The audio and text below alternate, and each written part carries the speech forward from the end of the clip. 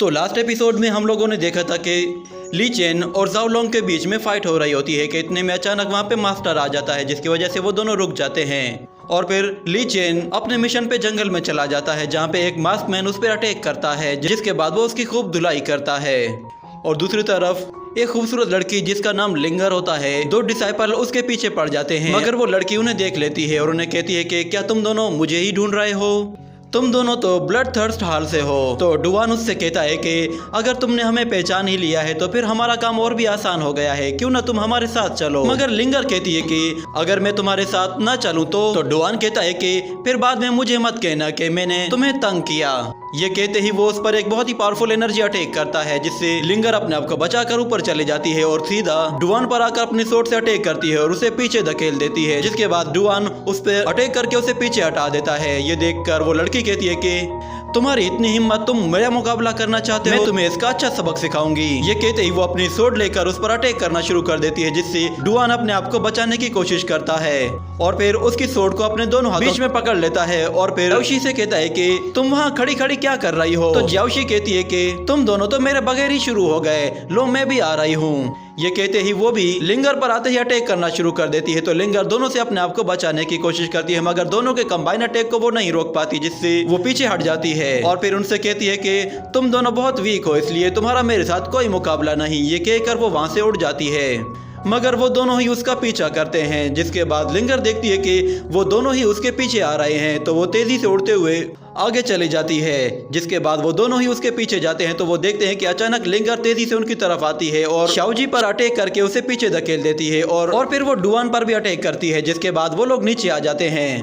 और उसे दोनों तरफ से घेर लेते हैं। जिसके बाद लिंगर गुस्से में अपनी स्वॉर्ड से बहुत ही पावरफुल ऑरा रिलीज करती है, जिससे वो उन्हें उठाकर पीछे फेंक देती है, मगर वो दोनों ही उसकी तरफ दोबारा आगे बढ़ते हैं। तो लिंगर इस मर्तबा अपनी बॉडी से बहुत ही पावरफुल एनर्जी वेव रिलीज करती है, जिससे उन दोनों को बहुत ही ज्यादा तकलीफ होना शुरू हो जाती है और वो लोग वहीं रुक जाते हैं। मगर लिंगर अपने अटैक को नहीं रोकती, जिस पर शाओजी कहती है कि इसका अटैक हमारे अटैक से कई गुना ज्यादा पावरफुल है, इसलिए इसे अपने साथ ले जाना बहुत ज्यादा मुश्किल होगा। तो डुवान कहता है कि उसे मारे बगैर उसे जिंदा ले जाना है तो हमें उसे चालाकी से ले जाना पड़ेगा। ये कहने के साथ ही वो दोनों ही उसके करीब चले जाते हैं। इसके बाद लिंगर उस पर अटैक करके उसे पीछे हटा देती है और उसे मगर दोनों का अटैक एक दूसरे के साथ टकरा जाता है। जिसके बाद लिंगर उस पर अटैक करके उसे पीछे धकेल देती है और खुद भी पीछे हट जाती है और दोबारा से उस पर सोल अटैक करने की कोशिश करती है, जिससे जी शियाओ को बहुत ज्यादा तकलीफ होने लगती है और वो वहीं बैठ जाती है और अपने कान बंद कर लेती है।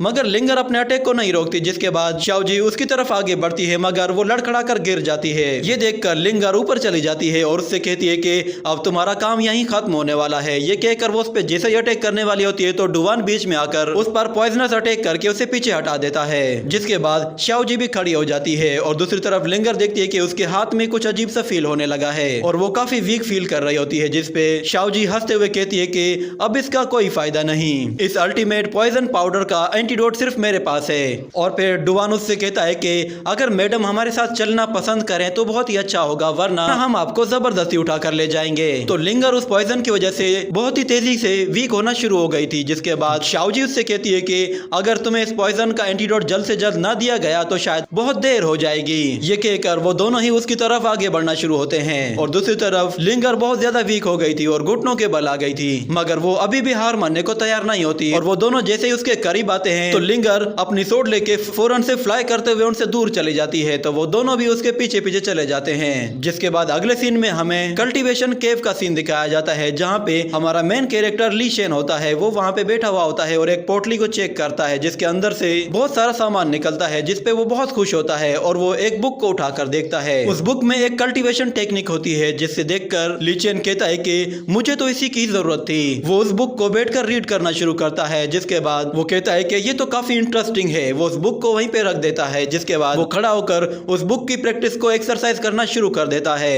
इतने में अचानक उसे फील होता है कि कोई उसकी तरफ आ रहा है। वो असल में लिंगर होती है, जो कि वहां पे आते ही लैंड करती है, जिसे देखकर ली चेन घबरा जाता है और वो कहता है कि ये तो हाई रैंक वाली कल्टीवेटर है, मगर शायद इसकी तबीयत खराब लग रही है। मगर मुझे क्या, मेरा इन हाई कल्टीवेटर से क्या लेना देना, मुझे यहाँ से चले जाना चाहिए। ये कहकर वो जाने ही लगता है कि लिंगर गिर जाती है, जिस पर वो पीछे मुड़ के देखता है तो लिंगर घुटनों के बल बैठी होती है और उसे डुआन की आवाज़ सुनाई देती है जो कि लिंगर से कहता है कि लिंगर तुम भागकर कहीं नहीं जा सकती। ये सुनते ही ली चेन समझ जाता है कि वो इसके पीछे पड़े हैं, तो वो फौरन से लिंगर के पास चला जाता है और उसे कहता है कि तुम मेरे साथ चलो। वो उसे उठा लेता है और उसे लेकर गुफा के अंदर चला जाता है। जिसके बाद डुआन और शाओजी जैसे ही वहां पे पहुंचते हैं तो देखते हैं कि वहां पे कोई भी नहीं है सिवाय ली चेन के। ली चेन उनके सामने अनजान बनने का दिखावा कर रहा होता है और अपनी प्रैक्टिस में लगा रहता है और उन लोगों को इग्नोर करता है। जिसके बाद वो लोग दाएं बाएं देखते हैं कि लिंगर कहीं भी नहीं है और ली चेन ऐसा दिखावा कर रहा था कि जैसे वो उन लोगों को देख ही नहीं रहा। इतने में अचानक वो उनकी तरफ पलट कर देखता है और कहता है कि सीनियर